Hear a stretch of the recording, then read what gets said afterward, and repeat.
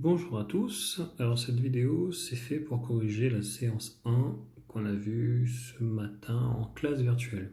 Je rappelle le principe des exercices dans le livre, certains très faciles, d'autres plus difficiles qui font appel à tout ce que vous avez vu depuis la classe de CM1.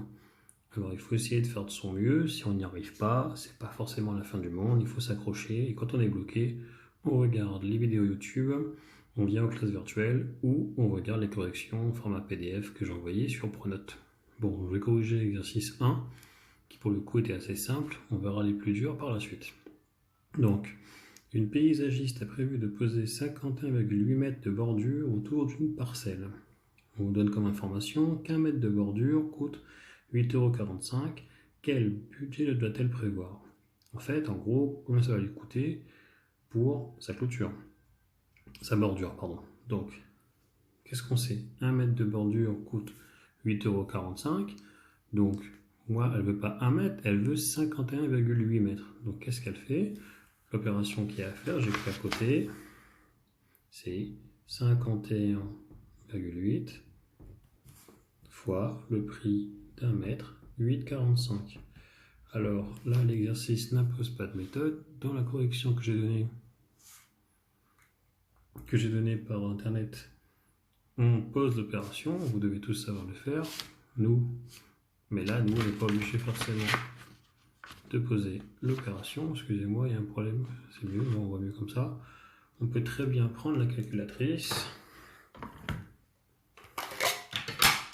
Je le fais en direct. Taper 51,8 fois 8,45 et on obtient 437,71. J'écris la réponse ici, 437,71. La phrase réponse, tout simplement, elle doit prévoir 437,71 €. Tout simple, un exercice qui est assez simple. Donc je ne vais pas rester très longtemps sur celui-là, parce qu'il ne pose pas trop de problèmes. Je vais plutôt insister sur l'exercice 91, le suivant, qui est bien plus difficile. On le lit ensemble, vous allez lancer de façon sur l'ordinateur.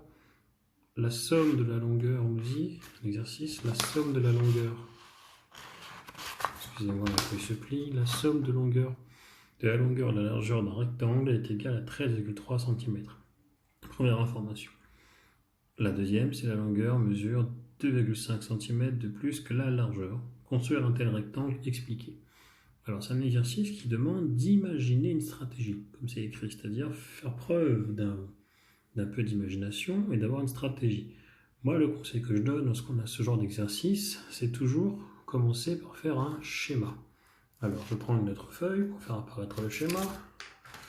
Voilà, une feuille blanche. Je vous dis que c'est un rectangle, donc à la main levée sur mon schéma au brouillon, je fais apparaître un rectangle. Et j'essaie de voir sur ce schéma quelles sont les données que j'ai. En fait, j'en ai pas beaucoup, mais je sais que ce côté-là, je vais l'appeler longueur, c'est la longueur, et ici, la largeur. Et je vais essayer de traduire les informations de l'exercice. Qu'est-ce qu'on me donne dans l'exercice? On me dit que la longueur, donc la longueur, plus la largeur, on me dit la somme des deux, ça doit faire, donc longueur plus largeur, ça doit faire 13,3 cm. Ça, c'est ma première information. Je l'appelle 1.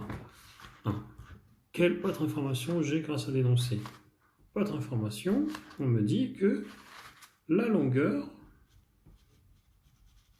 mesure 2,5 cm de plus que la largeur.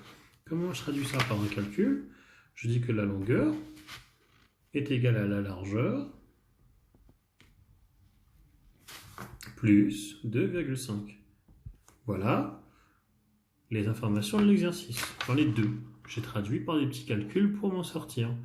Mais qu'est-ce que je vais essayer de faire? Je vais essayer de combiner ces deux informations et d'en déduire quelque chose.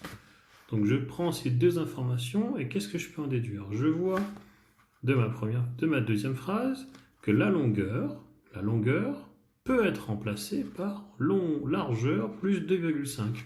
Donc dans ma première phrase, la longueur qui est là, mon stylo associé, excusez-moi, la longueur qui est là, je vais remplacer par largeur plus 2,5. Parce que la phrase 2 me dit que longueur c'est égal à largeur plus 2,5. Donc je peux très bien réécrire la première phrase en remplaçant longueur par largeur plus 2,5. Donc je le fais. Je réécris cette phrase, la première, en remplaçant longueur par largeur plus 2,5. Ça me donne largeur plus 2,5. Donc j'encadre parce que j'entoure, ça remplace la longueur. Donc longueur devient largeur plus 2,5. Mais attention, le plus largeur qui est là, il n'a pas disparu. Il faut le réécrire. Donc ça devient plus largeur. Et ça me donne comme réponse 13,3. Voilà. Vous allez me dire à quoi ça me sert ça? Ben maintenant, c'est plus simple. Parce que qu'est-ce que j'ai? J'ai une largeur ici, plus une largeur. C'est comme si je vous disais, j'ai, je sais pas, une pomme plus une pomme. Ça fait quoi? Ben, deux pommes. Donc une largeur plus une autre largeur, ça fait deux largeurs. Donc j'ai deux largeurs, le plus 2,5 n'a pas disparu, je l'ai réécrit ici, plus 2,5 égale 13,3. Ah, j'ai progressé un petit peu. Qu'est-ce que je vais faire maintenant? Ah, quelque chose plus 2,5 égale 13,3. Et bien le quelque chose va être égal à 13,3 moins 2,5. Ben, je l'écris, ça me donne que 2 largeurs égale 13,3 moins 2,5. Je fais le calcul, ça me donne que 2 largeurs égale 13,3 moins 2,5, ça doit faire 10,8. C'est ça? 10,8, ça fait 11,3. Voilà, exactement. Et bien, mais attention, là j'ai trouvé la longueur, donc centimètres, hein, à chaque fois, j'oublie à chaque fois. 2 largeurs, c'est 10,8 cm. Mais moi, je ne veux pas trouver la mesure de 2 largeurs, je veux la mesure d'une largeur. Donc, qu'est-ce que je fais? Je vais diviser ça par 2. Et j'obtiens que largeur égale 10,8 divisé par 2. Ça fait quoi ça? Ça va faire 5,4 cm. Donc voilà, j'ai déduit tous mes calculs, c'était compliqué, mais j'ai déduit que la largeur égale 5,4 cm. Donc j'ai trouvé l'information qui est là. Largeur ici égale 5,4 cm. Et comment je vais trouver la longueur? La longueur, comment je vais faire? Ben, je vais revenir grâce à la deuxième information que j'avais là. La longueur, c'est la largeur que maintenant je connais, c'est 5,4 plus 2,5. Et ben, je vais l'écrire dessous. Je réécris dessous. J'en déduis que la longueur, ça va être le 5,4 que j'ai trouvé, qui remplace la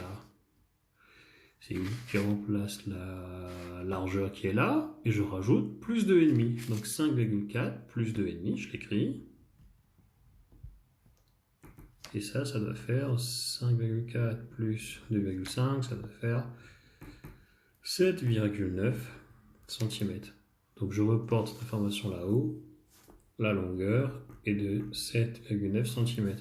J'ai trouvé la longueur, j'ai trouvé la largeur. Vous savez très facilement tracer ce rectangle en mettant les angles droits et en mesurant. La longueur qui est là se reporte ici, la largeur qui est là se reporte ici. Voilà.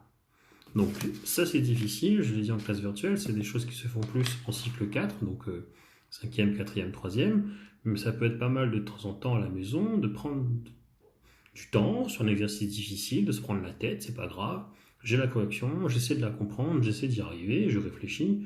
Les mathématiques, parfois, il faut prendre le temps, il faut accepter de ne pas trouver tout de suite. C'est comme ça, mais c'est aussi ce qui est intéressant. Si on comprend, si on y arrive, on est fier de soi après.